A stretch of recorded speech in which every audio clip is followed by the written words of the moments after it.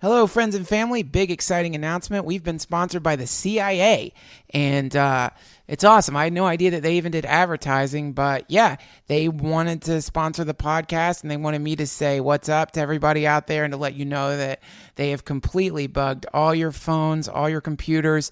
The cameras on the front of your computers are always on, and they apparently have some kind of nanobot technological dust thing that gets all over you and reads your thought waves and all your movements and sends them back to some kind of massive supercomputer thing called Echelon, which they use to study us. And I think there is some component of being able to actually control our thoughts and put thoughts into our heads that make us think that cars and money and success are more important than loving each other, blah, blah, blah, blah, blah. That's the commercial. So thank you, CIA, for supporting the Duncan Trussell Family Hour.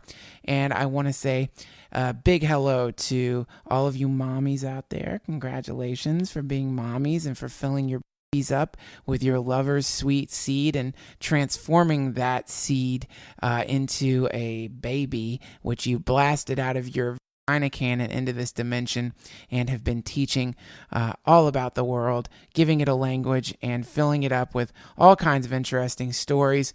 Keep loving that sweet thing for as long as you can, because no matter what you do, it's going to get big, hairy, and start worrying about its credit score unless you really spray it with as much love as you possibly can. Ooh, I bet that baby smells good. You lucky, lucky lady having that little baby suckling at your breast. There was actually a bit of a stir happened at LACMA recently because a mother was trying to breastfeed her baby and a security guard told her that she couldn't breastfeed publicly, and she rightfully freaked the fuck out because what's more natural than that's like the first food. Breast milk is the first food. That's the first thing you get at the buffet line. That's the first course in the great banquet of life is fluid that comes out of your mama's sweet brown nips. And the fact that this security guard was trying to get a mom to cover up her boobs because a baby's sucking at it because people were complaining. Come on, LACMA, train your security guards. LACMA came back and said that they hadn't actually told the security guards how to deal with a breastfeeding mother.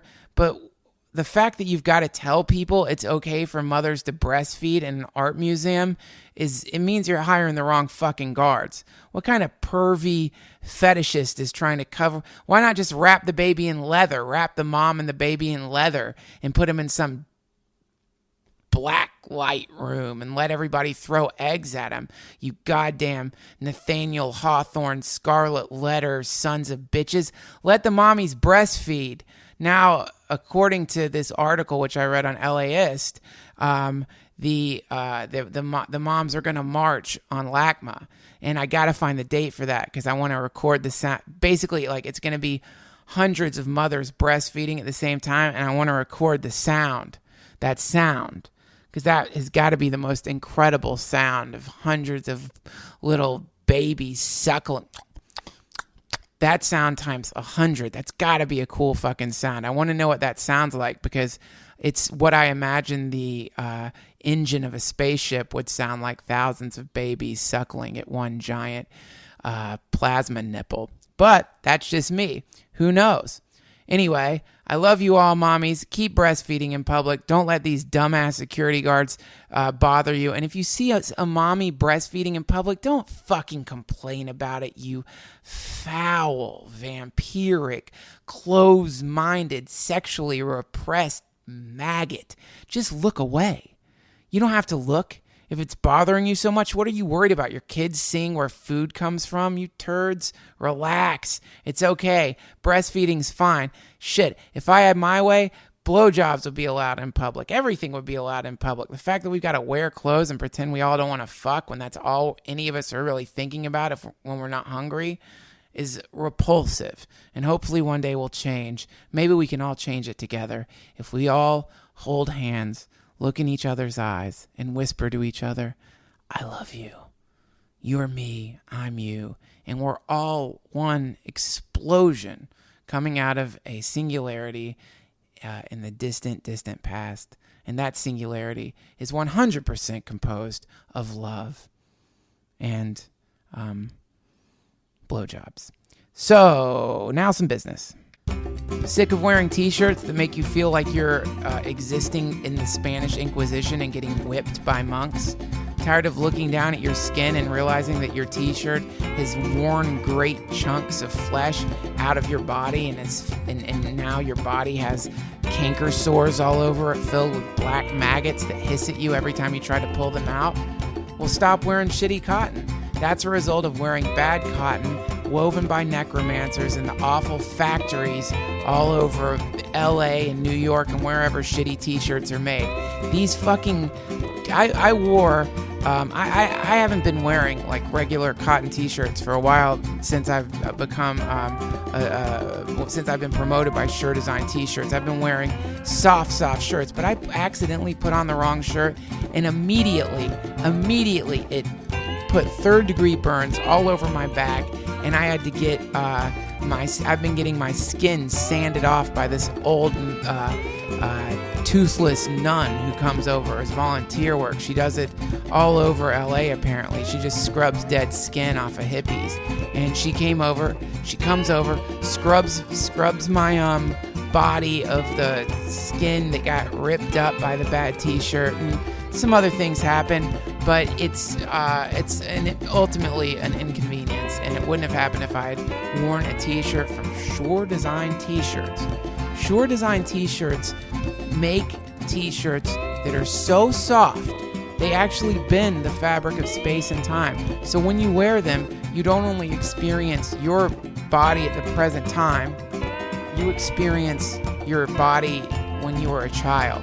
And your body when you were a child, I don't know if you remember how great it was to be 4 and sliding around in the bathtub in your own in water and urine and spraying everywhere and rolling around in the bathtub and laughing.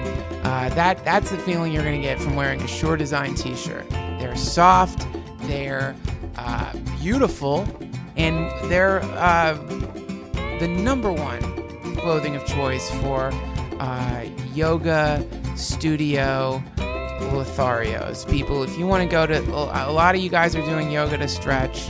That's cool. A lot of you are doing yoga to get in shape. But some of you like to go to yoga studios to meet members of the opposite sex or of the same sex or whatever you're into. But it's not going to work if you go to a yoga studio wearing some potato sack with your hair blackened with soot and you're filthy and covered with dirt. You got to take a shower, pull that potato sack off, put on a Sure Design t-shirt. They've got beautiful designs, Buddhas, hieroglyphics.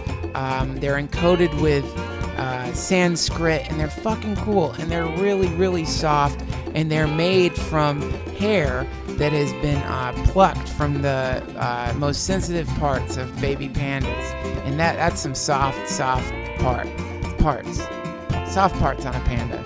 I think Gandhi used to say that.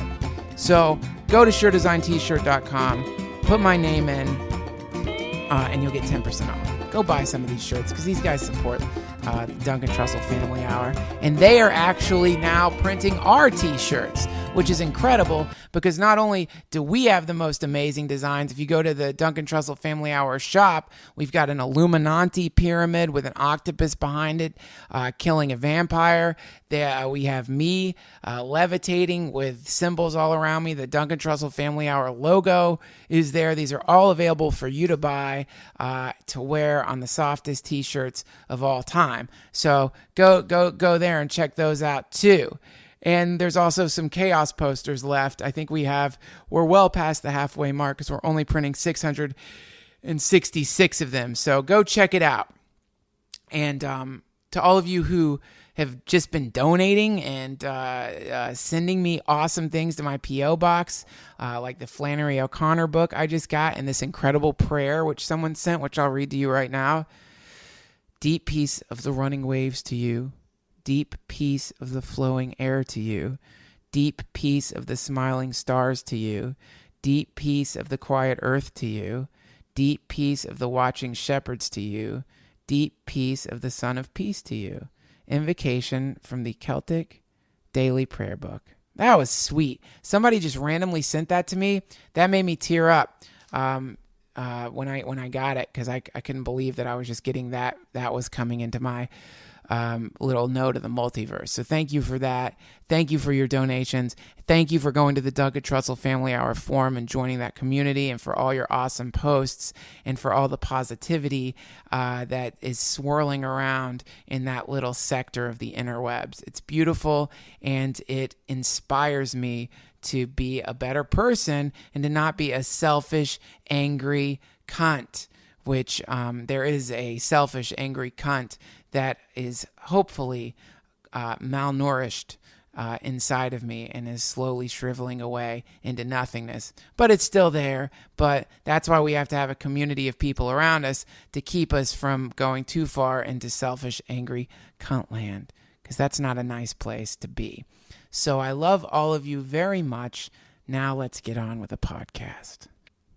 For those of you who have, have been, who this isn't the.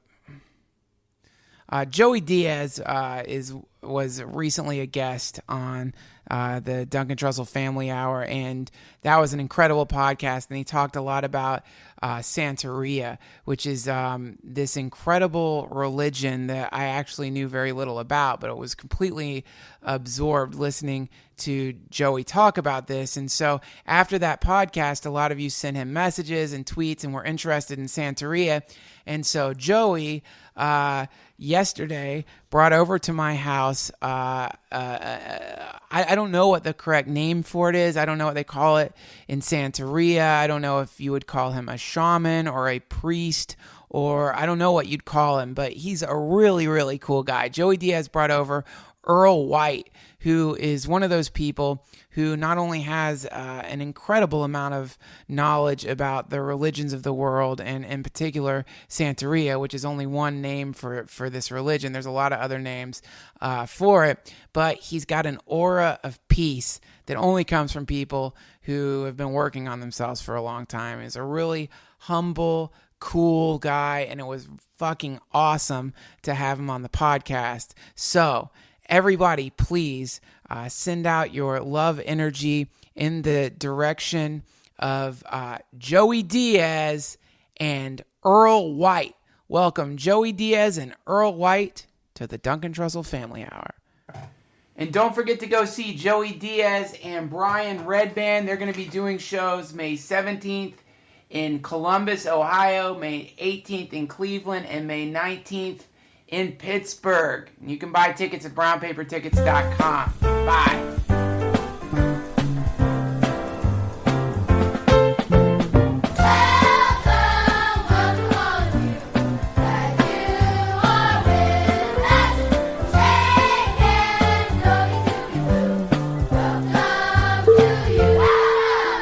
It's the Duncan Trussell Family.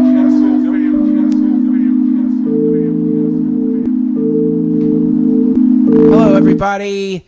I'm here with Joey Diaz and a very special guest, and Joey Diaz is going to bring him up. What's happening, Duncan Trussell's Family Hour people? Hope all is well. Last time I was on here talking about my life in Santeria and how I grew up around it, and I got a lot of emails, a lot of interest about it, so I want to bring somebody I've been working with on many different levels. He started out as I called him to read me, and then he became my martial arts instructor. He's a dear friend. I want to introduce you guys to the beautiful Mr. Earl White. What's happening, brother? What's up? Not much. Alafia. Since we're talking a little bit, want to talk a little bit about Santeria and Ifa, I greet you all saying Alafia. Alafia means peace. Alafia. That's usually in the Yoruba culture, when they say Alafia, the elders, they sing it, because Yoruba is a tonal language. So they sing things, so it's really, really pretty, and it's tonal, and then the energy that you put into it is how the person will receive it. If I just go Alafia. Alafia don't mean anything, but if I say Alafia. Ishe Alafia ni. Shaya Alafia ni. Ishe Alafia ni. Alafia adupwe. Adupwe means we thank you. So I'm asking you, how is your health? So when you greet someone, you ask them how their health is, which is carryover, because when you look at African-American culture, it's a lot of the Africanisms carried over into African-American culture. When people say, how you feeling? How you Right. doing? Oh, that's cool. You know, so that's one of the carriers, and a lot of people don't even know that. But you know, alafia is a nice formal greeting. It can be used in the secular world as well as the spiritual world. You mentioned what was the culture you said in the Yoruba. Yoruba. The Yoruba are people in Nigeria, right? and they're one of the main ethnic groups in Nigeria. So you have the Yoruba, you have the Hausa, and you have the Igbo and the Fulani. Those are only four, but there's many, at least 100, maybe 200 different ethnic groups. And this ethnic group, their main religion is their traditional religion, because that's a good question. If you ask some of the old timers that practiced the religion back in the late 60s, early 70s, they will say they're Yoruba. I don't do that. I say that I'm Ifa, because if I say that I'm Yoruba, then I'm saying that maybe I'm a Christian, maybe I'm a Muslim. Right. The Yoruba are that's the ethnic group or the tribe, so to speak. Yeah. So, but their indigenous religion is Ifa, uh-huh. and Ifa means the scraping together of wisdom. Oh, that's cool. Yeah. Yeah, so the mythology says that Olodumare, who is God, Olodumare is God, gave these kegs of wisdom for all the deities to get. And one of the kegs broke. And when the keg broke, he said, you guys got to come and get this. I'm shortening the story. Sure. And so Ifa means to scrape. So in these kegs of wisdom, this fell all over the ground, and Ifa means to scrape, to pull wisdom together. So Ifa says that every morning that's what we do. We're going out and we should be teaching each other wisdom. We should be seeking wisdom. Everyone. And that's, again, that's the Yoruba culture, but the religion is Ifa. But now modern day Yorubas, you'll find Muslims, Christians, but I say that I'm Ifa. The scraping together of wisdom thing reminds me of something I heard that the Sufis say, and they have a different way of saying a similar thing, which is that it's the way bees fly into flowers and get the pollen, that's what we're supposed to be doing, is gathering up that. It's the same idea, though, which is there's this information in the world that's there, but you have to scraping together. That implies work. That's work. That's right. You have to. It's not just going to fall in your lap, so to speak. Right. You have to do the work, and then maybe there's little pieces that you really gotta work on pulling. You gotta work on getting. You gotta get those little pieces. Some people get more than others in a particular lifetime. Right. You know. So it's funny you mentioned the Sufis. If you look at Islam. Yes. The Sufi, how could I say this? The Sufi section of Islam, the Sufi expression of Islam is close to Ifa instead of the Orthodox Islam. Right. Like the Gnostics for Christianity. Yep. Okay. So if you're a Gnostic, if you're a Sufi, you will understand the philosophy of Ifa. It will make a lot of sense to you. And Ifa, we have scriptures that we call Odu. Yes. Odu. Odu is like the surahs in the Quran. It's like the Bhagavad Gita, right? Sure. It's like the Christian Bible. Well, Ifa, we have Odus. There's 256 Odus.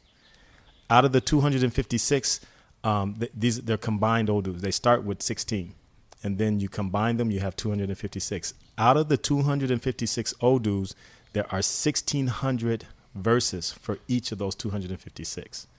So that's a lot. Yeah. We're talking about a lot of information in human existence that we can pull on. So one of our Odus is called Otura Meiji. Otura Meiji.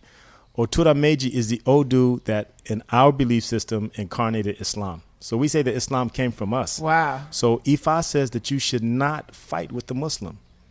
In some areas of Yoruba land, they will say that Islam and Christianity came out of Ifa.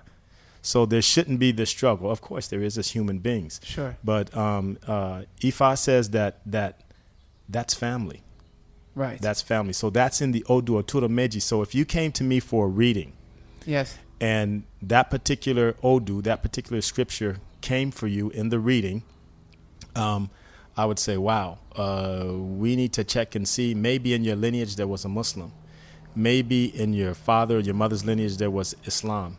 Or maybe spiritually you are connected to Islam. Right. So we would even check to see if maybe Islam is a good religion for you. Right.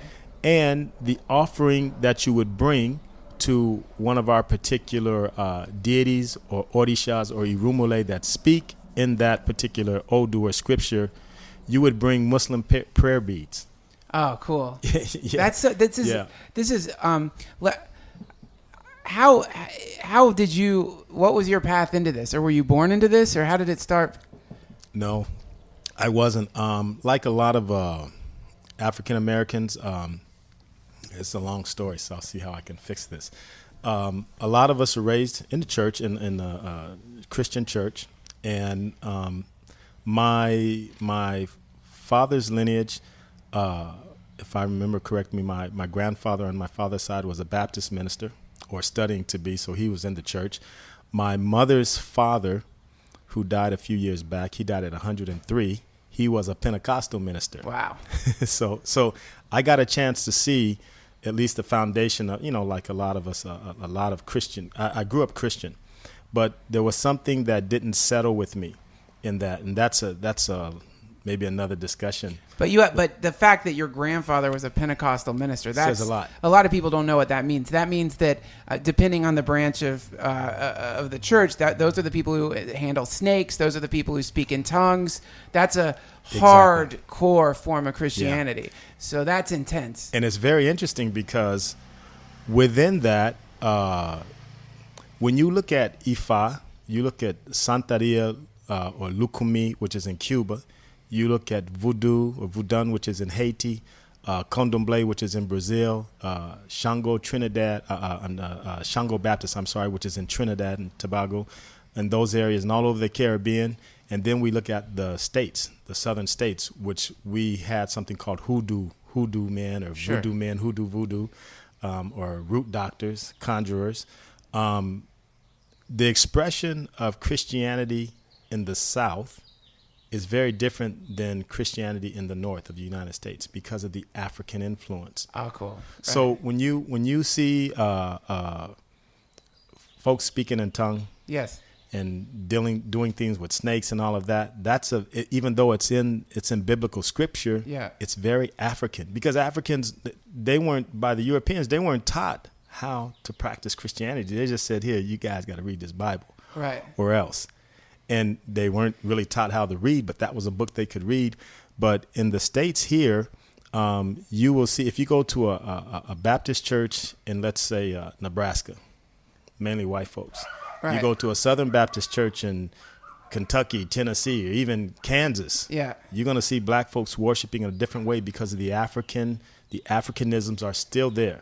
Right. They're still there. So it's, you know what it's reminiscent of? It's reminiscent of in Tibet. There was a religion there called Bon, is the name of it. Right. And then Buddhism came there and the two merged together. That's right. So you have an African religion merging with Christianity, and it creates a much more vibrant, alive, in touch. You hit it. Yeah. Yeah, that's right.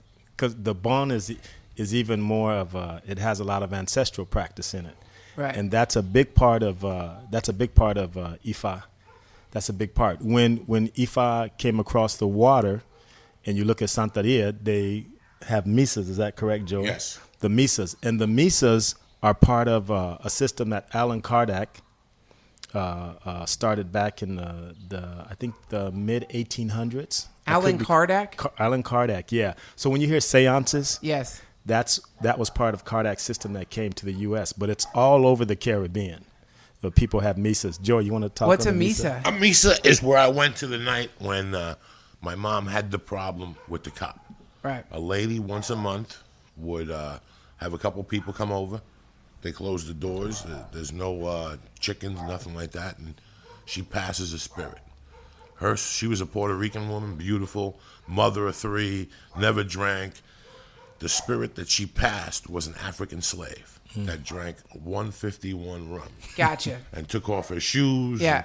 And while the spirit's in her, she talks to you. So it's channeling. It's a form channeling. of channeling. It's a form of channeling. She's not going to tell you that you're going to hit the 3rd race at the track. Right. That's not going to come. That's not going to happen. but she's going to talk to you, and it's what intrigued me of my early visions of Misa is that they talk to you about what's on the back of your mind. Right. It's really No, it's fine. This is how deep Sifu is. He's got the bongo drums in the back. That's who's calling. You know what I'm saying? There ain't no mistakes here.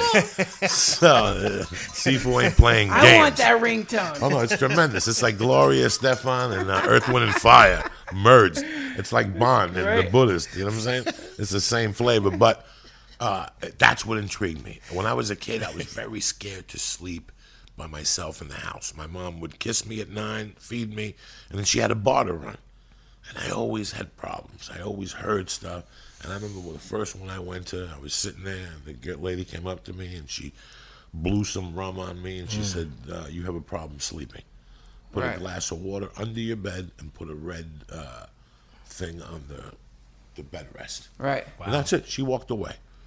I didn't tell her what my problem was. So it makes you second guess. How did she know? Did my mother tell her? She must have got a note in the mail. They got cameras on me because that's... That thing. That's an interesting thing that he's talking about, and it's something that's come up when I had someone by the name of Raghu Marcus on here, who's was a disciple of Neem Karoli Baba, who's it's covered up. He's a saint from India, and the same thing. This guy could tell you things about yourself that no one else knew, and I asked him how what is that, and he's like, I don't know. And in the same way, like if you can channel spirits, and if you can bring these beings through you, what are they? Are they living things? Are they something outside you? Or are they something inside you? We would say both. Now the thing about the Misas, from the Ifa perspective, we have what we call egungun. Egungun means a collection of ancestors who have passed. So this is my theory, my belief. When we were talking about the black church in the South, and even some of the churches in general in the South, that especially the Church of God in Christ, Pentecostal, all those, when people are getting what we used to call the Holy Ghost, now they're being politically correct. They don't like to say that. Right. The Holy Ghost, I believe that those are ancestors coming through and mounting people and speaking through them and speaking tongue, and that's what I believe. They say it's something else, but a lot of us in Ifa or Lukumia Santeria, we think it's ancestors. Sure. Because there's different spirits that will come to you and mount you. And I say mount because the philosophy is that the spirit is elegun. It means that it comes from the earth and climbs on top of you. Some do come from the ground, but we believe that the ancestors are in the ground, so the energy is coming up. And there are some spirits that are in the earth that come up and mount you and ride you, so to speak. Like a horse. Yeah, exactly. And that's what they will say. Go light on the horse, especially in Haiti. Whoa. The voodoo people, this man's on it. That's cool. They will say that. They will tell the spirit to go easy on the horse, especially if someone hasn't had training. Right. There are traditionally, I'm talking about in Yoruba land and other parts of West Africa, Central Africa, you get training from the time you're little to be able to receive the spirit. That's something that doesn't happen a lot here, and sometimes you have to go through initiation to handle that. So people can receive spirit, but it's not always a good thing if their body's not in alignment with it. It's too much. It's a lot of energy, and it's a lot to accept. I mean, because I imagine that if this happens to you and you had a theoretical idea about this, or you imagine it could be true, and then it actually happens, now your paradigm is completely broken in half, and you're having to accept a whole other version of the universe. It's very intense. Now, in my world, as a young man, there were two different types of mountings. There were the spirit mountings that come into you a certain night of the month. You go over there. They bring offerings, whatever, and then at the end they sit the spirit down, they get a towel, and it goes away. But in the Ifa world, you have the energy mountings, the oddity, what do you call them? Deities. We said deities. Deities, yeah. The different saints, the orishas. Yes. Yeah. I was always susceptible to being mounted by both of them. As soon as I would get into the conversation, I would get the hell out of the room, even as a young kid. They told me when I was like 4 that my father was always watching me. Right. And for some particular reason, I believed it. I always felt his warmth. And one night in the kitchen, we lived in New York on 89th Street, and it was one of those things where in the hotel in New York, you look out your window and you see all 4 walls of people's kitchens and stuff. Yeah. And we had like a little balcony, and I remember seeing something in the balcony one night, and that's when I knew that my father was close to me. So I never, when I was a kid, I would walk into those rooms, they'd be sitting there, and I knew just that, Mommy, I'm tired, or I'm hungry, where's the bread? And I get the hell out of that room. Yeah. Same thing happened with the Ifa for me. When I was about 10 one day, it almost got me. My godmother made me dance and got me in there and come on to the saint and let's do it. And I felt it. If I sit here and tell you that I never felt like that before, I didn't see nothing, I just felt it. And I got out of that room and ran, and they ran after me, and they were like, it was there. You were right there. I'm obviously not in this religion. Right. But I was on a lot of mushrooms once, a great many years ago, and I felt something come into me, and that wasn't me, and it was one of the most terrifying experiences I ever had. I'll never forget it. I've never had anything happen like that since, but I remember that happening and completely not being prepared for it, because it was no longer just like, hey, we're having fun on mushrooms. There was some other whatever it was that was very, very, very intelligent and really communicative, and it was not something that I knew what it was or how to deal with. So I know what you're talking about. And the other thing I wanted to address, which is this idea of communicating with ancestors. This is something I've been thinking about lately, which is that we are mortal, but our DNA is immortal. Our DNA stretches all the way back 200,000 years to the exact same ancestor that we all share. Yeah. So what that means is if time and space is an illusion, which many people say that it is, there's no time and space, or it's a trick the nervous system plays on you, and everything's happening at once, then the notion of communicating with the ancestors is not absurd at all. It in fact makes sense, since we are this one, we're like temporal DNA capillaries stretching out in branches from the original. I love it. Yeah, that's right. So, that's right. So it's almost like a telephone wire or something. That's exactly what it is. You know, one of my elders told me that we're being born, we're living, and we're dying right now. It's all happening now, but we need linear time to figure that out and adjust that, or else we go crazy. Right. So sometimes when in life you're feeling sad, you don't necessarily know why things are good. You're feeling sad is because you tapped in to something that was painful or sad for you, maybe in your future, maybe in your past. Right. The same thing happens when you're happy. So Ifa explains all of that in terms of energy and in terms of, like I said, the scriptures. But yeah, what you said about the DNA is it's amazing. That's why when, unfortunately, you have some people, because this is an African-based religion, some people think that only Africans should do it. Right. There's no ethnicity of water. There's no ethnicity of the earth. That's cool. It's energy. It's energy. The word for human being in Yoruba is Eniyan. Eniyan. Eniyan. It means human being. If you look in a dictionary to say human being, but it means the specially selected one. Wow. The specially selected one. So it says in one of our scriptures, it said human beings were the specially selected ones to bring good things from heaven to earth. It doesn't specify. It's talking about human beings. So that's why we can have this conversation. None of us grew up in the same area, Right.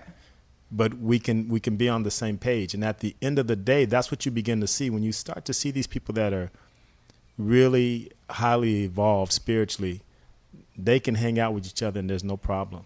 Right. And that's the same thing with children until you start putting the stuff on them. Even though we do believe that children have their own destinies, and we have a ritual in Ifa that we call the Esintaye.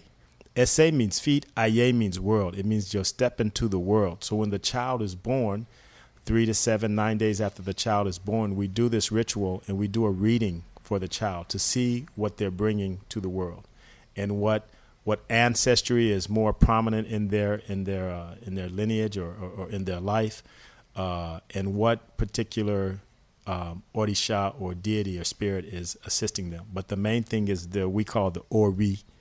Their own head is guiding you. That's why we say everybody has their own name, everybody has their own destiny. They have certain things to fulfill on earth, but they have particular spirits that will guide and assist them. But your Ori is the most important thing, you know. And so Ifa says we have Ori Inu, which is our inner head. We have Ori Ode, which is our outer head. And Ifa says, may my character not spoil my destiny.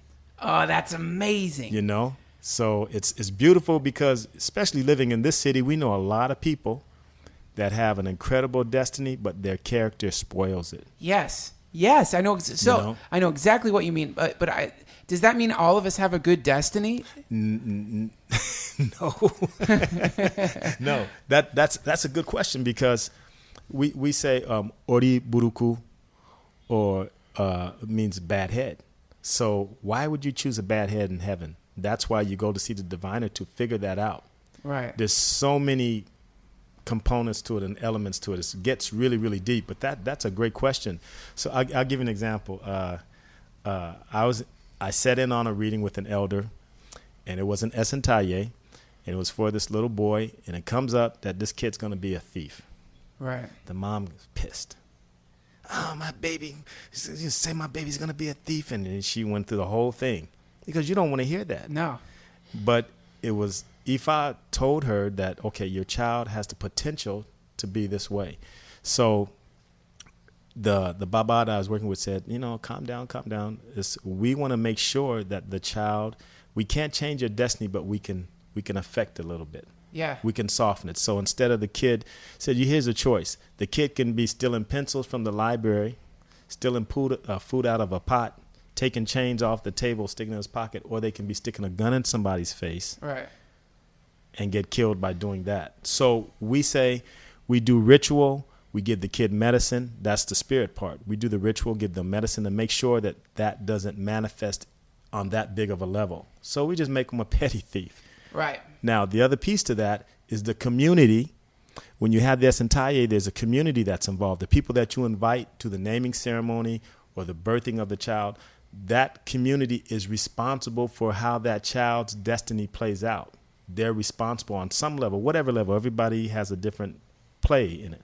So we would say that if the child grows up in an area where there's a lot of poverty, then we have to teach them how to deal with that. Right. If he grows up in an area where there's a lot of affluence, we want to make sure that he's not jealous of people that have money and want to steal from them. Right. So it's this balancing. So we want to take care of it in the physical world as well as the spiritual world. Now, the two things come to mind when you talk about this. Number one, nobody wants to believe that they're locked into some kind of destiny. People want to believe that they have absolute freedom to be anything that they want to be at any time. That's what people want to believe. That's what they want to believe, yeah. So I know some people will hear that and say, well, like the psychologist in me would say, well, if like a child goes through a ritual like this and hears this or gets this idea that he's going to be a thief, then he's going to be locked. It's a self-fulfilling prophecy, Exactly. and the child becomes more likely to be a thief. Exactly. That's something that's a question that comes up a lot. We don't see it that way, and like I said, with ritual, we try to clean that up. But I understand that question. That's where we have what we call Eshu, and in Cuba they say Legba. We have Eshu and we have Orumila. Orumila is the prophet of our religion, and he is also the we say Orumila ileri ipin ibikejo lodumare. Ileri ipin means he is the witness to our destiny. So Orumila knows exactly how things are going to manifest in our lives. But you have free will. Right. You have free will. You can change things. You can alter things. But we believe that within the spirit world, doing ritual will help make things solidify. Will change things for good or bad. Right. If you do what we call ebo and other types of ritual. And there's other pieces to it that is so much. We have what we call akunleyan, akunlegba, and ayamo. Akunleyan is a thing that you kneel in front of God and you ask for.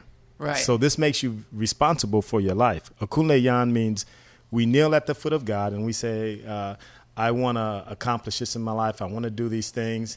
And Olodumare says, okay, then I'm going to give you these things, Akunlegba, to assist you. That's cool. Right?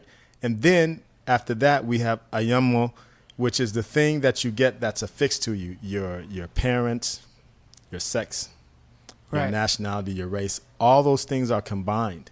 Yeah. There's so many different factors. But yeah, you do have free will.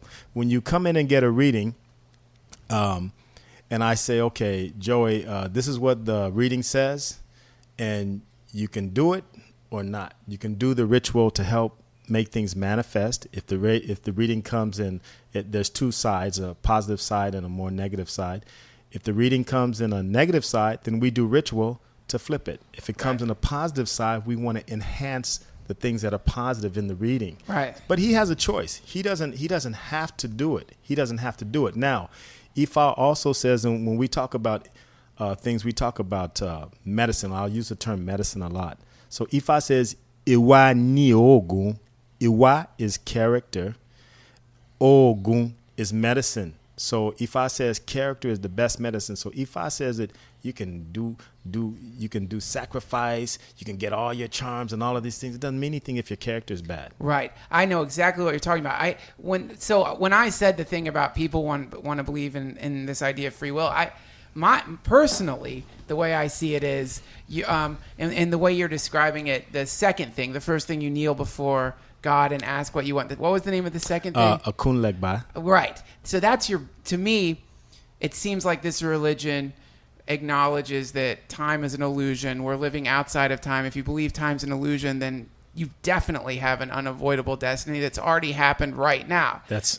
There's no way around it. It's definitely happened no matter what. So what you're saying makes me think of like what you guys are doing is recognizing what kind of boat people are in. You're looking at their rudder. You're looking at their sails. You're saying, look, the way your rudder is shaped right now is going to get you into a lot of trouble. I like that. Yeah, that's it. Because the idea that's is right. like, in the Hubble telescope. I think when they initially put the Hubble telescope up, there was a refraction in the lens of the Hubble telescope. There was something wrong with the lens, and they had to do some kind of calculations to get the information that was coming in and fix it so that it worked. So in the same way, I think people are born with refractions in the lens of their beings, little warps and twists and curves. That's right. That once you recognize, look, here's this warp in your being, then you can correct for that, right? That's right. That's what this is. That's the idea. I think that's a good way to put it. If you remember when I told the story about me getting off cocaine, I knelt down in front of a cat and I said, Obatala, if you save this cat, I'll never do coke again. Right. That was taught into me. I look at something like an addiction. I look at a personal problem. I look at a bunch of things. And at 44, I finally realized that if it wasn't the rehabs, it isn't the AA meeting, it's not a bunch of things. You can't do none of those things. You'll never be at peace unless you get your character straight. Right. That's right. When I got clean and sober, I started doing the little things. Right. I would shoplift lighters at 7-Eleven. I love it. I love it when they're ringing me up to take a lighter off the thing. So what? What got me turned off? I love the Catholic religion, guys. Love it. I love everything about it. I'm not going to sit here. All the stuff you hear in the news, that shit didn't turn me off. You know what turned me off? I used to sell cars when I was 24 in Boulder, and I was really into Sacred Heart, the church there. And a guy came in one day that was one of those dudes that collects money, and he sits at the first pew, and he prays, and at the end he talks to the priest. But when he came to buy the car from me, he brought his fucking mistress. And I never, right there, I said, these are the people I don't want to be around. Right. At least sit in the back of the church. This motherfucker had the balls to sit in the front of the church with a suit and a tie with his fucking wife, collecting dollars and praying and bowing. But he shows up with his secretary. Yeah. You know what? No matter how good of a Catholic, how much you give to the church, how many blind kids you play the drums with, if you're cheating on your fucking wife, the character, you're not getting it. Right. Yeah. You're not getting it. And Yep. this is, we were talking about the religion on the way over here, the taste that it left in people's mouths after the 70s. What happened in the 70s with this religion is the same thing that happened with drugs, with cocaine. To push it, musicians got involved and drug dealers got involved. Right. So here they're thinking, I'll give you $1 million a week. I'm going to buy you a ship, seafood. I'm going to do whatever you want. We'll dedicate everything to the saint. But meanwhile, at night, you're out shooting and killing people Yeah, and selling drugs. I got it. It blew up in a negative Yeah. direction. Yeah. So the fucking beauty of the religion was never caught. The problem with me was I was 7 when I got into this. I seen all this going down. And over the years, from the readings that I got a reading in 1985 that was on point, that I left there going, fuck this bitch. Right.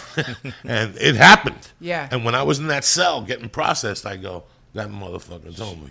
Sure. Yeah. She told me. So I learned from looking at it. I didn't learn from practicing it. I learned from looking at the cycles of it. But clearly the combination of fixing your character, but then mixing it in with these rituals or these ceremonies, that could be a very powerful and Very. potent combination. Yeah, it's you're right, potent. You know, Ifa says the footprints of a babalawo or a priest are no different than the footprints of a thief. You see the footprint, you don't know, but the character you see Right. on how they live their life. And so that's very true what you said. I mean, we got knuckleheads in this tradition as well, but Ifa says the footprints of a babalawo are no different than the footprints of a thief. And character is always, always, always stressed. You know, it's always stressed. There's a story in one of the Odus that talks about Orumila, the prophet, had a wife. Her name was Iwa. Her name was Character. And she was the daughter of Olodumare, the daughter of God. And God gave Orumila his daughter. And he started smacking her around and treating her poor, and he just wasn't a good husband. And so he goes back in his life, and she left him. She left him. She ran away from him, and his life went downhill. And he goes back. He says, I got to go back and see Olodumare. I got to see God because my life is falling apart. He goes back to heaven and sees God, and God says, where's my daughter? Where's your wife? Right. And he says, she left me. He said, why? And he told. And he said, you have to go back and get her. So Ifa says, if you have children, don't have good character, they belong to someone else. If you have money, you don't have good character, it belongs to someone else. If you have a house, don't have good character, it belongs. All the material things that you have, if you don't have good character, it's not yours. So Ifa says, go back and find your wife. Really go back and find your character. Say, Iwa, Iwa la unwa, Iwa, Iwa, Iwa la unwa, Iwa. It says character is what we're looking for. It's simple. You know, it's very simple. Dr. King talked about it. Yeah. You know? But it's beautiful because this is the thing. We tend, not everyone loses it, but we tend to lose our character. We tend to lose track with what's right at some point in our life. Exactly. This is a very normal thing to happen where you just lose track and then everything starts sucking. That's right. It's normal. It's normal. That's why this tradition, 10,000s of years old, talks about it. It's nothing new age. It's nothing modern. It talks about it because human beings have had that issue forever. And it's just something that we're always striving to achieve. Always. I mean, we like I said, the thing Ifa says, may my character not spoil my destiny. Character is the best medicine. I mean, you'll hear that in our scriptures a lot. Iwa, what type of character does he have? You know, who is he? But like I said, Dr. King said that in his speeches. You know. It's that's to me the most perplexing and infuriating thing in my life is every time I realize that I'm the one who got myself in my own trap. I'm the one who dug the pit. I'm That's the one, right. And it's so because there's no one. You can't lash out at anyone. There's no one to attack. There's no one because it's you. That's right. It's infuriating. And you know, that's the thing I love about the tradition. It makes you responsible. Right. Because you have some people that want to blame everybody. They want to blame the system. They want to blame racism. They want to blame sexism. They want to blame age. All The these judge. isms. Yeah. Everybody wants to blame Sure. the judge. He was having a bad day. Yeah. But you bumped into him. You know, one of the things I always think about, I always like to compare is acupuncture. Acupuncture reminds me a lot of what life should be.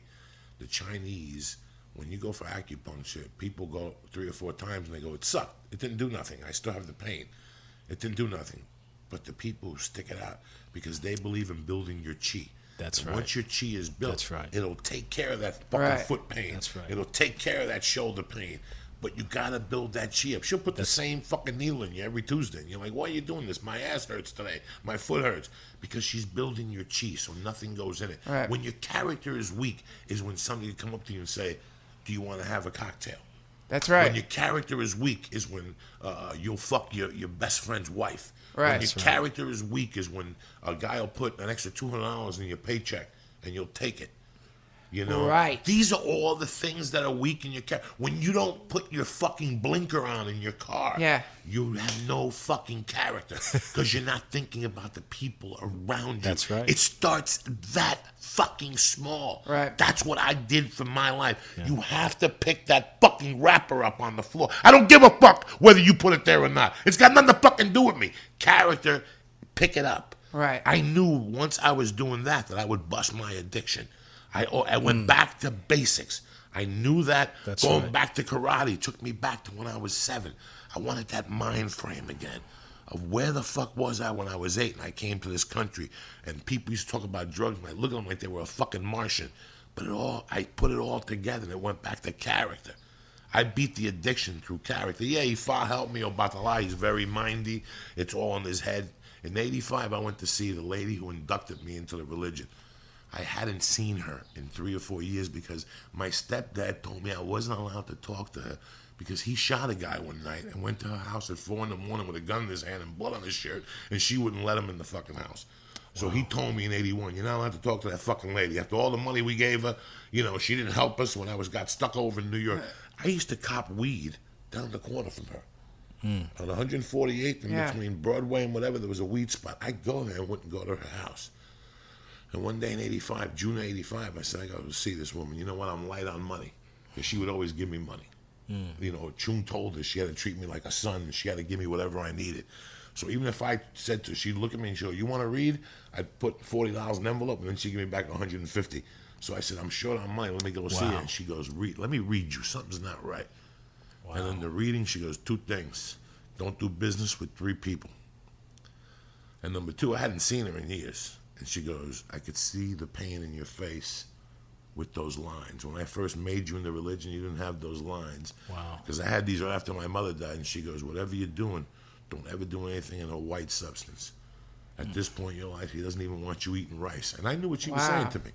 I knew what she was saying to me. I knew that the blow and about the light, it's a white thing. He don't like it. And I kept doing it. I just took the money and ran. And years later, when I found myself in that cell, I seen her face. And I heard those words. Because the Ifa in your readings doesn't tell you you're going to fall in a fucking hole. He paints a different picture for you. They don't tell you you're going to fall in the fucking hole. Don't do this, you're going to fall in the hole.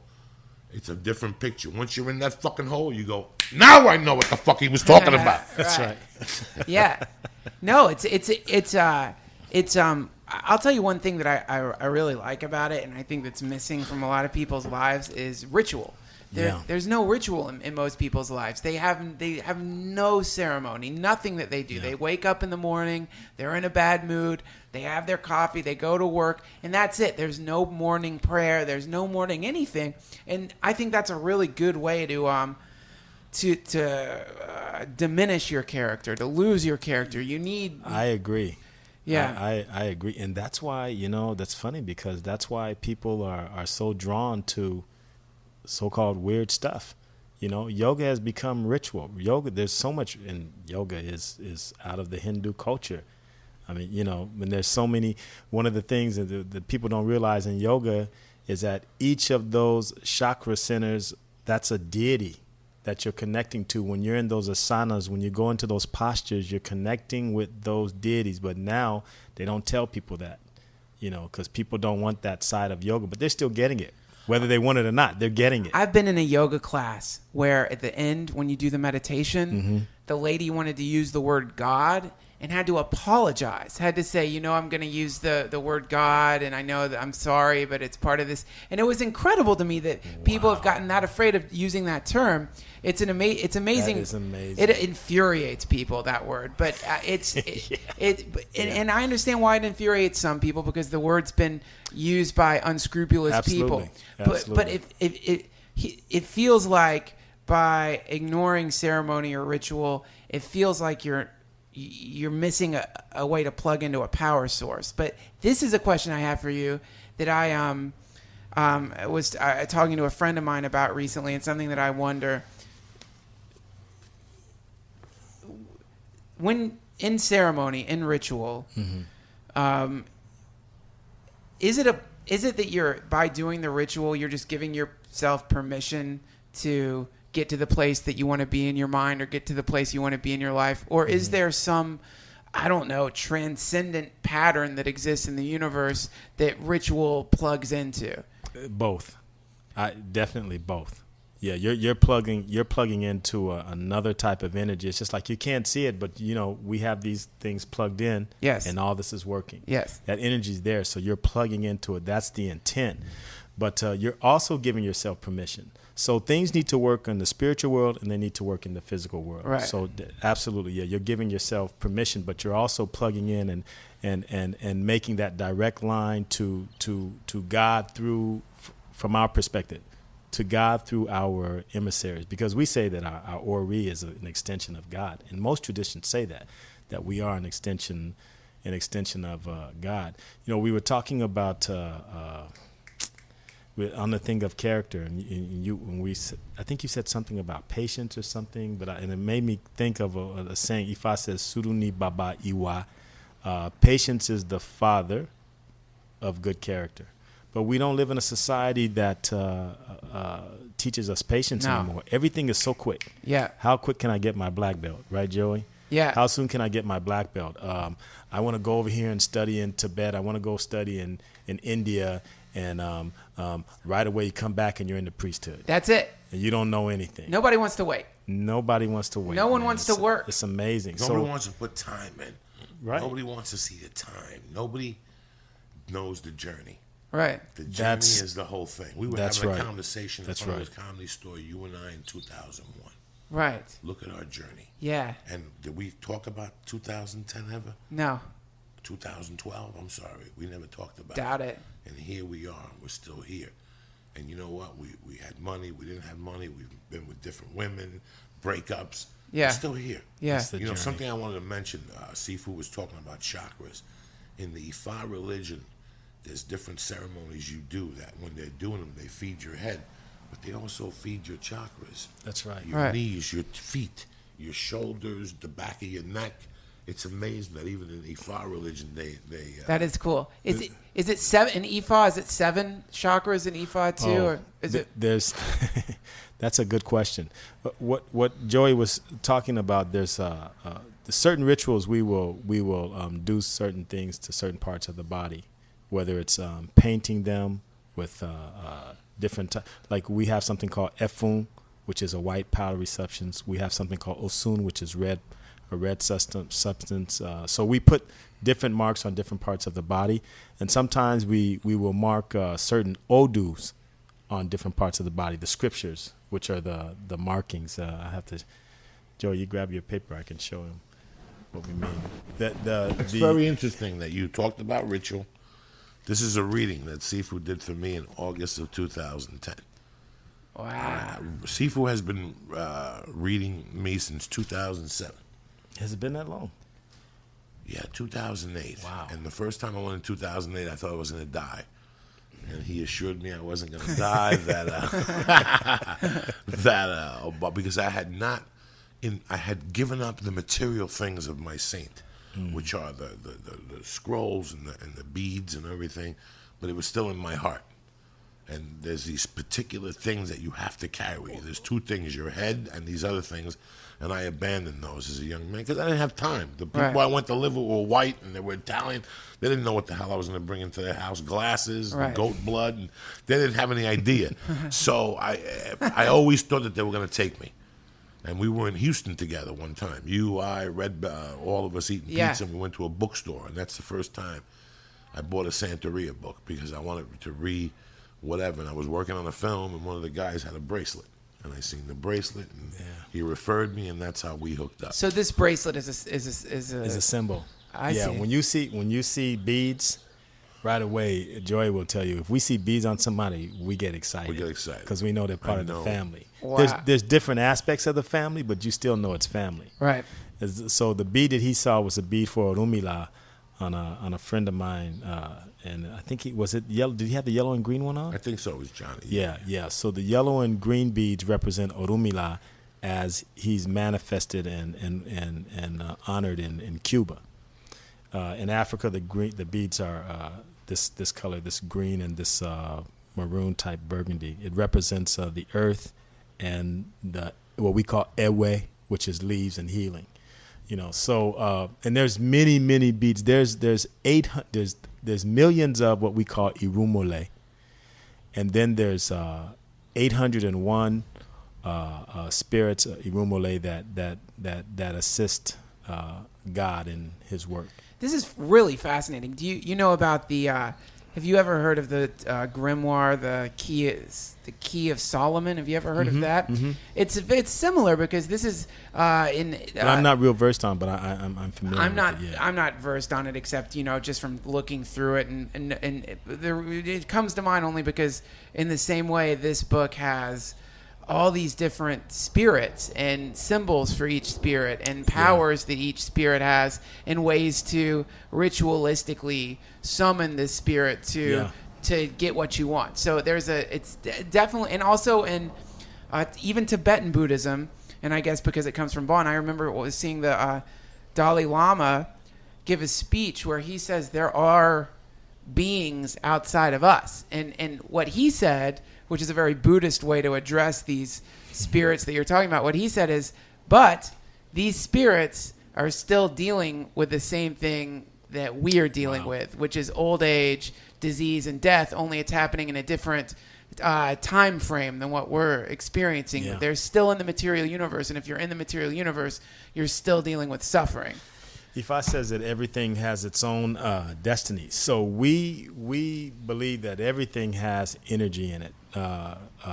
Water has an energy. The stone has an energy. The leaves have an energy. The trees have an energy. The earth everything has its own energy. A gun has an energy. Right. Right. It does. Really does. It a does. knife sitting there has an energy. Has Right. an energy See it, to it. Right. It's an energy. Right. Oh yeah, I get you. Yeah, if you walk into a room and you see a gun, the entire energy of that room is transformed. That's true. It's completely shifted if you see a gun. Everything changes. That's true. If you walk into a room and you see a Garfield bong, again, the energy of the room gets That's shifted right. in a different way. That's right. So in the same way, I guess that if there were symbols for archetypical forces that you could put in a room, it would transform the room. Yeah, And for us, those symbols are in the Odu. And the Odus have energy. They have their own destiny. The Odus have their own destiny. You figure out a 256.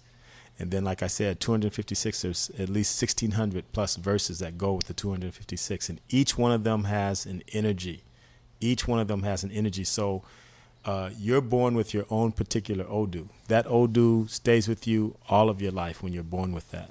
And then the strong parts of the Odu and the weak parts of the Odu, so to speak. There's colors associated with the Odu. There's foods associated with the Odu. There could even be you can find your mate in that particular Odu, whether they have a certain body type, whether there's a certain skin color. All of those things will come up in your Odu, and it's your mission in life to find out more about your Odu, which you're finding out more about yourself. That's your duty in life. That is your duty in life, and to try and enhance what you came here to do. And it's not always this big grandiose thing that people are here to do, but what you're doing is pretty deep. You scratching the surface, man. what do you mean? you got a lot of work to do, a lot of good things to do in the world, a lot of good things to do. Yeah. That's nice to hear. Yeah. Well, I what I think, man. I think the idea of the grandiose thing. I can remember, and maybe I was just putting it on this guy, but I can remember seeing this Indian guy. Mm-hmm. Two things that makes me think of. One of them, I remember being in India and walking down the street, and there were these guys sleeping on a mattress in front of their shoe store. And I was walking down the street. That's where they slept. And, man, these guys were beaming with happiness. And you can't fake that kind of happiness, just Right. beaming with happiness. And they stopped me, and we talked for a second. And it wasn't any kind of, like, serious communication that happened. yeah. But they gave me something. They gave me something big that I've carried with me for the rest of my life. Wow. And those were people who worked at a shoe store. You know, you realize that whatever the thing is that you're doing, whether you're a king or whether you're somebody selling shoes in New Delhi, that's just a clothes you're wearing. You That's know, right. it's not you. It's just something that you costume. have. It's a costume. Yeah. Yeah, it's a costume. It's what's underneath it. That's the thing. That's man. the thing. And we get defined by what we do. Sometimes what we do is pretty deep and it is spiritual and all Yes. those things, but a lot of us get defined by what we do. That's why when people lose their jobs, they freak out. You know, Right. because their whole identity is attached to that thing. There are times when, this one of the things it used to bug me years ago because I used to go to a lot of metaphysical seminars and all that stuff. Great stuff. I enjoyed it. My wife and I used to go all the time, and every now and then I still read up on things and study different things. But when people are saying, "Okay, do what you love, the money will follow," not necessarily. There's a whole lot of people doing what they love, and they're broke as hell. Yes. They're struggling, and so now they're thinking, "Oh, God doesn't like me." There's a whole thing in the Christian church right now, especially in some of the black churches, this prosperity thing. Right. And they're telling you, Jesus wants you to be rich, but that's Right. not everyone's destiny. That is not everyone's destiny. But if you do the things you're supposed to do, you will at least, from our perspective, I have to say from the E5 perspective, we will show you how to have a good life with less Right. and a better life with more and to enhance it. But it's always about your character. It's always about your character. Everybody's not going to hit the lottery. Joey and I joke about that all the time. Everyone's not going to be rich. Some people, they're going to have a nice, smooth life, and that's it. You always hear people, they want to, when you start talking about ancestry, people always want to say they came from kings and queens. That's right. Not everybody. No, you can't. Reincarnation, everybody wants to be Joan of Arc. Right. Everybody wants to be George Washington. Cleopatra. Yeah. Yeah. It's not going to happen. It's not The odds of that are very slim. Very slim indeed. Right. But man, I was just having a conversation with a friend of mine, and he'd helped somebody out for a while, and all of a sudden that person had started he'd helped a guy, like it's like teach a man to fish. You know what I mean? He'd help somebody out. All of a sudden, things were going good for this person. And he hadn't given him money, but he kind of pushed him in the right direction. And my friend said that feeling is so much better than anything else. Yeah. Because money's just it's a number. Anybody can give you money. Yeah. Anybody can give you money. It's the belief. Somebody giving you, letting you know something. There's a feeling that people give you. It's an inspiration, letting Right. you know that you're going to accomplish your goal. But the most thing they let you know is you're going to be all right. And how they do. Right. Sometimes people put effort into you, and because of that effort, you don't want to let them down. So you act how Right. you're supposed to fucking act. That's That's it. right. That's it. That's it. Okay? You act how you're supposed to fucking That's it. act. That's why you need the community, right? That's why community. Absolutely. That's why community is important. Because- That's why community is important. You know, Yeah. what's the saying? It takes a village to It takes raise a village child. to raise a child. Yeah, and Yeah. that's in one of the Ephah scriptures. Yeah, it takes a village. Yeah, to raise a child. yeah, We have the people who listen to this are from all walks of life, but I love to give people something. Like I would love for you to tell people listening a lot of this stuff is beautiful, and it's complex. When you hear it, it's a very complex system. Yeah. But what's a simple thing if people listening right now wanted to enhance their week? What's something that people can do? What's some simple things people can do? I always go back to it sounds cliche and corny, but be good to yourself. Right. That's the bottom line. Is when we wake up in the morning, we say ajiki. Ajiki means the thing that you greet first, and you greet your own head first. So we do ritual in the morning, just holding our head and saying a prayer that I'm a better person today than I was yesterday. Ah, that's great. Better person today than I was yesterday. You start there. You start there, and then it should move out. Sometimes it's hard because we're not as gentle with ourselves as we should be. No. But we treat other people better than we treat ourselves. Right. And so that is, for me, that's vital. And I'm constant, and I struggle with things too. I'm still struggling with things, but I know that when I honor my own head and don't compare my head to someone else's in a negative way and hate on people or say, oh man, my stuff's not as clean as his, then I know when I'm honoring myself properly, then I know that I'm on track. And then I take that and try and honor my children, my wife, my family, and then my close friends. That's how I start. Ifa, we have a scripture that's Oyeku Logbe. It says, Aye lo jarunile. Heaven is home, the earth is the marketplace. So how do you walk in the marketplace? What are you doing in the marketplace? What do you bring to the marketplace? Some people go to the marketplace to just hang out and have fun and talk like we're doing now. Right. And you grow so much. Like I know when you were in India, when you were hanging out and going to I know you had to go to a market at some point. Oh, yeah. It's awesome. That's amazing. It's awesome. And there's life there. So some people go to the marketplace every day just to hang out because they're getting fed from it. Right. Then other people at the marketplace, they're selling, they're giving things. Other people are buying, and some people are just hanging out. So what do you play in the marketplace? And hopefully you're not going to the marketplace and screwing everything up. Right. People are happy to see you when they come in. Damn, here comes Joey. It's fine. Yeah. You know, so what do you bring? What do you bring to the marketplace? And so, you know, the marketplace is in your home. The marketplace is inside of you as well. And there's so many gifts and things. And sometimes you go back to the marketplace, you sell. Sometimes you go back to the marketplace, you buy. But you can always go. That's what we say. The earth is a marketplace. So what do you bring? When you say go back to the marketplace, you're talking about incarnating on the planet. You're not talking about. I like this guy. You're saying like. You got it. Right. So. So we keep coming back to the marketplace. We keep coming back. Yeah. And that's in Ifa, that's a big thing.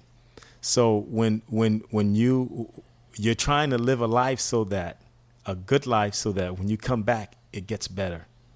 When it comes back it gets better. If someone dies with a lot of negativity and just bad things around their life, we pray that their spirit is elevated so that they don't come back. That's why sometimes I know all of us in here could find some little kid. We go, man, that dude was mean when he was a little ass kid. He was mean. Yes. He was rough. He was just mad. No, for sure.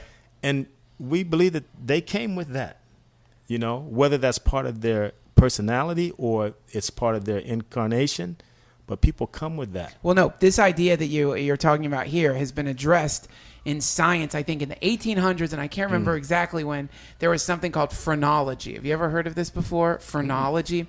So it was this idea, it was scientists trying to address the phenomena that you're talking about, and the way they tried to address in the 1800s. I think it was the 1800s. The way they tried to address it was the shape of your head. Oh, okay, yeah. You know what I'm talking about? Yeah. So they like the frontal lobe. And okay, I got you. They were saying that criminals had a specific shape to their head that would indicate from birth if they were going to be criminals. Right. So it's this phenomenon you're talking about. It's definitely one that everyone's recognized. I just saw this great Herzog documentary called Into the Void, which is about this entire family. This guy is getting executed on death row. His father was in jail. His brother was in jail. And you look at this guy and you just know this guy's been like this his whole life. You could just see it. Like he was born a criminal. He was born with this, what in India they call karma. Right. Here's my question, and I know we kind of addressed it already, but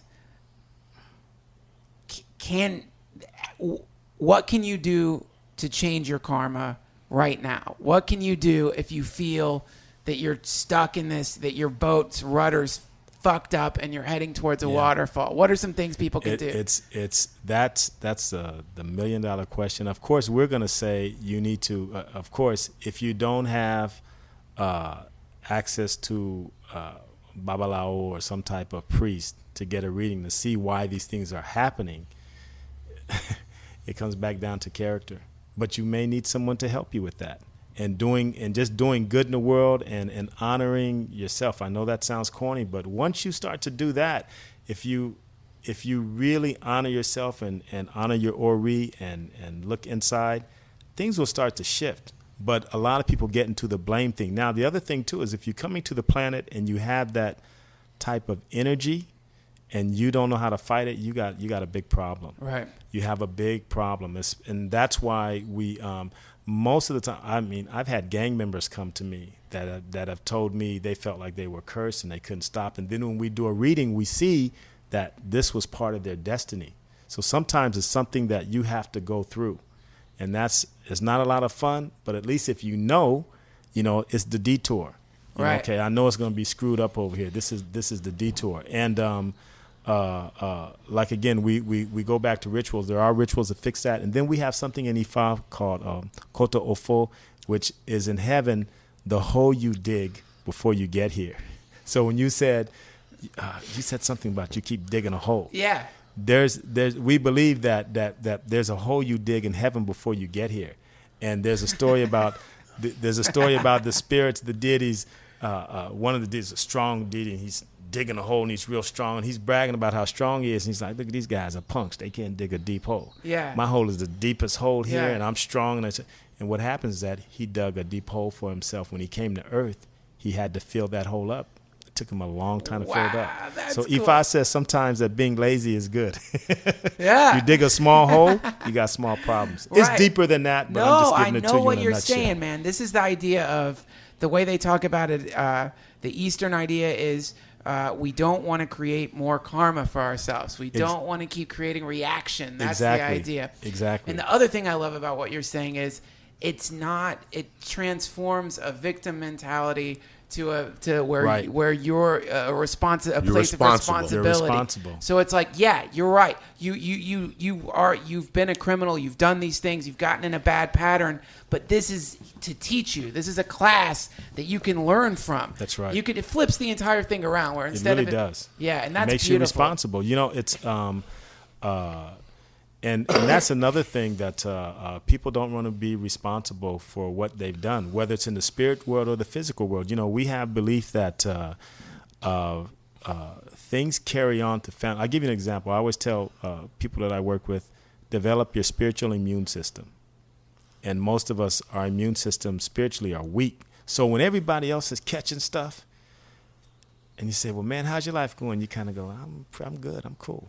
Because your spiritual immune system has been developed. It's not that you're not going to get stuff thrown at you, but it won't affect you the same. Right. You seem to me like someone with a very strong spiritual immune system. You've got I'm working on it. You have a very solid, stable, strong energy. It feels like you wouldn't get caught up in a lot of people's bullshit. It feels like it'd be really hard to suck you into someone's drama or for you to lose your cool. Thank you. It's getting better, and I've been working on it for years. And having the martial arts background helps because that's another thing too. That's why you see people that are into the arts, and I'll say martial arts because I have a strong background in that.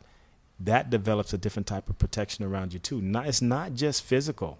It's a spiritual protection. It's not just physical. That's why all those old martial arts had some type of spiritual component to them. If you were in Kung Fu, Chinese Kung Fu, it was Taoism. If it was Japanese, it was Shinto. If it was the Indonesian Silat, it was Kabetinan or something along those lines. The Hawaiian martial arts, it was the Huna practitioners. Wow. All this stuff, there was always a spiritual component to the martial arts because they knew that you had to have more than just the physical. The Kalari Payat in India is totally connected to the Hindu tradition. How do you really know you have a vast knowledge about these different world religions. Where did this come from? How long have you been studying this? You know what? Since I was a kid, when I was in 1972, between 72 and 74, I read Alan Watts. Sure. The Spirit of Zen changed my life. He's the best. I love him. I was like, oh man, this guy is great. And I always wanted to read stuff on African traditions, but back then, for black people to look at anything African in this country was taboo. Really? Oh, yeah. Yeah, my lion Joey. If you asked an African American in the '60s if they were African, they would tell you everything else but African. That's why it took us so long to be even able to say African American. I'm French and shit. You're darker than the fucking night. You're sitting here telling me you're French. I had a guy once argue with me for hours because after I got to meet him 3 months, I finally said, how the fuck are you going to tell me you're French, though? You got an afro, your family's jumping up and down. What the fuck? What French are you? What French? African? No, French. Get the fuck out of here. Darker than fucking Wesley's night. He wants to be French. It's true. It's true. It's true. Well, It's no, true. yeah. Well, I guess there was the idea was there was an effort to try to cut African Americans off from their culture because it's a. Oh yeah, it didn't really happen because the culture manifested. Africa has manifested in us in many, many ways. It's not gone. I mean, it's the way we eat, the way we move, the way we talk, all of that stuff. It's there. Right. It's there. There was a Jewish scholar by the name of Melville Herskovitz. Read his work. He fascinating guy. But what did he say? his whole thing was that African Americans are just as connected to Africa as Afro-Cubans, as Afro-Brazilians, as Afro-Haitians. He said those things because at that time there was a lot of research in the 40s being done in that area. People were looking at the African culture in Cuba. They were looking at the African culture in Haiti, Jamaica, Brazil, all those places, which Africans are all over the place. I mean, when you look at, there would be no salsa music if it weren't for Africans. There's no way it could have happened. There's no way. Joy and I were talking about this a couple of weeks ago. But so when you look at, give you an example, if you look at the word samba, mambo, Zumba, yeah, all those are African words, Congolese words. But now they're so popular. Like even the drum, the conga, is Congo. Wow. Oh yeah. But see, we don't think of it like that. I never thought that's the first time I ever made that connection. And conga is ngong is from ngo. Ngo means leopard in a particular Congolese language, and the conga means we play the conga. We're calling God, Kongwa. We're calling God. So is sad. But you asked me how I got into all this. It's a long story, but it was something that was in my DNA. I couldn't stop. So I've always had this love for history, religion, culture, and it came through the martial arts. Actually helped me study all of these things because for me, I like to fight. I love the combat aspect, but also there was a cultural aspect in the martial arts that I just fell in love with, and that's why I love MMA. I love the training. I respect the fighters. But to me, there's some things in there that could be dangerous in the sense that you have people studying, they're getting fragments of the art. They're getting fragments of it. So when a couple of years ago you had these two white guys, they wanted to say, well, we're not going to bow anymore because we're not Japanese and we're doing judo. Well, don't do judo. Go do something Cornish wrestling or catch-as-catch-can wrestling or something like that. You have to respect the culture where those things came from. The Thais will kick the hell out of you. Those dudes are rough. I've been to Thailand twice, and I have friends that study Muay Thai. I love Muay Thai. I've researched it. I've studied a tiny bit. It's a rough sport. But within traditional Muay Thai, big ritual. Right. Big ritual. And they do them, they're totally into ritual. And so I understand there is a sport component. When the sport comes in, that's the money and all that. I get that, no problem. But there is something that is in the traditional martial arts that is healing. And for us in Ifa, we have a spirit called Ogun. Ogun is a warrior spirit, and it's not just about kicking somebody's ass. It's about developing your character and becoming a better human being. That's why people say, I want my kid to learn some discipline and be a better human being. They put him in martial arts. They don't put him in basketball or football unless you get a coach that's John Wooden that can teach you those things. Do you teach martial arts? Yeah. That's awesome. I'm Yeah. signing up, man. I've been wanting to take some classes just for what you're talking about, just for the discipline side of it. It's the martial arts is a special I thing. think it's man. incredible, and the thing you're talking about, I never thought of that. The idea of separating the ritual from the actual the physical component of it. I could see how that could really throw you for a loop, man. It has potential to create problems. Not all of the schools, if you have a good coach or trainer, he will still embody those things. But in general, and it's sad because now people are losing the cultural aspect of it. Now, an ass whooping is an ass whooping. And Joy will tell you, if I got to get down with somebody, I'm not going to bow to them I'm not Sure. doing all that. If I got to hit you upside the head with an ashtray, if I got to stick a pencil in your eye, I'll do that. No problem. But the healing part of the martial arts comes through the spirituality. And if you read the story of the Mahabharata, that's all spiritual. Sure. Krishna and Arjuna, that whole thing is spiritual, and they're kicking butt. Yeah, they sure are. All The through that. battlefield of Kurukshetra, the field of That's- sacred truth. that's and right. the worst battle that ever took place in India where almost everybody died. It's a brutal, bloody battle, man. It's That's right. You got to fight. You got to fight. That's a part of it. You got to gotta fight. fight. You But gotta fight. but there's a difference between fighting. There's a difference between fighting, for lack of a better word. I always have to apologize to the atheists. I don't know why I do this because I go on Reddit all the time. But there's a difference between fighting for God, so to speak, and I mean that in the universal sense, than fighting Yeah. for your ego.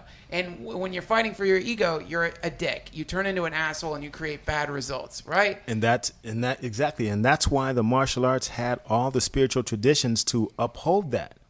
They knew that this was something deadly. So you had to have good character before they moved you on to the next level to give you anything. That's why they make your ass sit in a horse stance.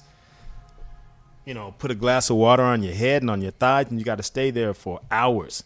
Now, in a real situation, I can teach you how to fight in a short amount of time to really defend yourself, to fight. But that's not really what it's for. It's to develop your character, because it takes a lot of guts and balls and energy to walk into any school, because it's primal and people are trying to knock your head off. That's a scary thing for most guys. We want to know that we can at least defend ourselves.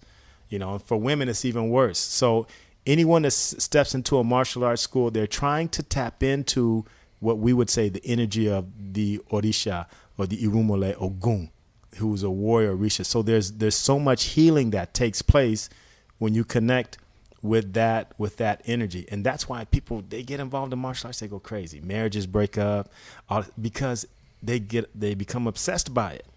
And it's not just the fighting, it's not just the endorphins and all that. That's BS. It's more than that, because you're connecting with that warrior spirit that's helping you deal with all this other stuff that you're fighting in life, and you're fighting it in the spiritual world.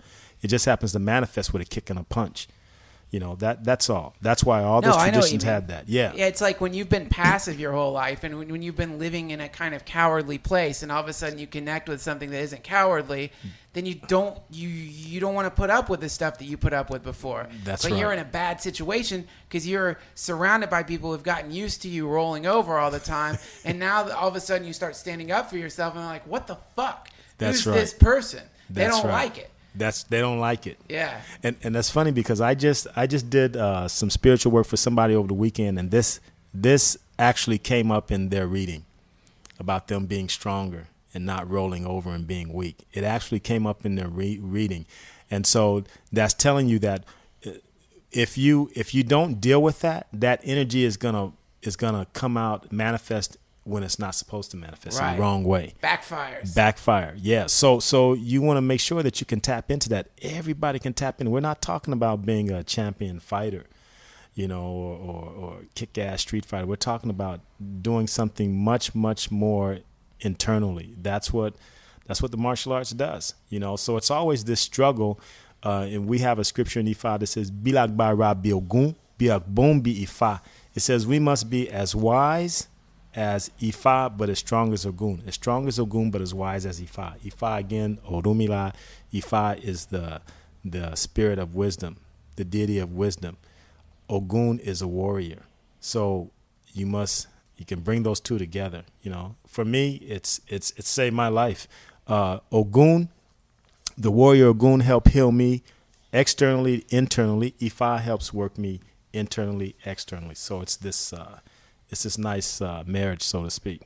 I love it, man. I love the language that this religion has to address components of the universe that a lot of people don't even think about or know about. It's really beautiful. Thank you. Thank you. What's some ways people can find out about you or because people are going to have a lot of questions for you. Okay. Is there a way for people to get in touch with you? I have my website is Ojise Egun. That's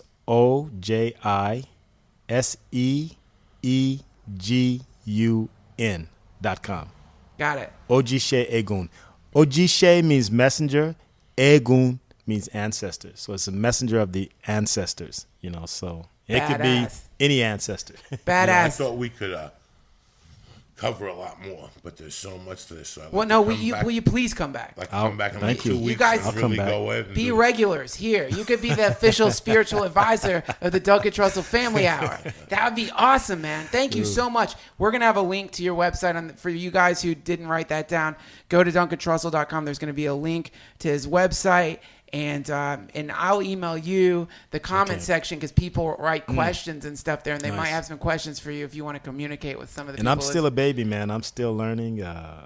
Shoot, I feel like a drop of water in the ocean. I'm still learning, but I love it, and I'm excited. Thank you, man. This was My pleasure. This was really Thanks for nice being joy. here. Thank you. Thanks, Stephen. Joey. Thank Thanks. you.